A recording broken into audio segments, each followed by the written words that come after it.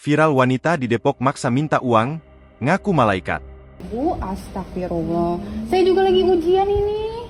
Ditinggal. Udah ya. Hati-hati di jalan. Viral video seorang wanita memaksa minta uang ke warga di Depok, Jawa Barat.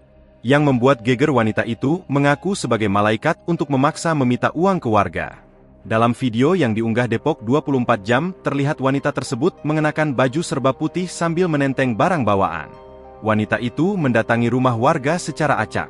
Azarin, pemilik rumah yang sering menjadi target wanita tersebut mengatakan jika awalnya sopan, sehingga diberi uang dengan niat membantu. Tetapi perilaku wanita tersebut malah berubah jadi memaksa agar diberi uang dan tidak terkendali. Menurut narasi unggahan, wanita itu sampai mengaku malaikat maka si pemilik rumah harus memberi apapun yang dia mau.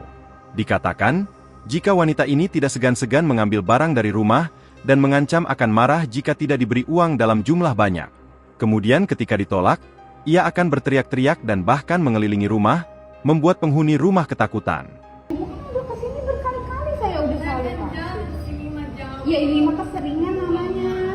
Jadi kenapa kesini lagi? Kenapa kesini lagi? 30. Ya iya itu gue bersyukur orang-orang mah ada yang kagak dikasih. Download Tribun X sekarang. Menghadirkan lokal menjadi Indonesia.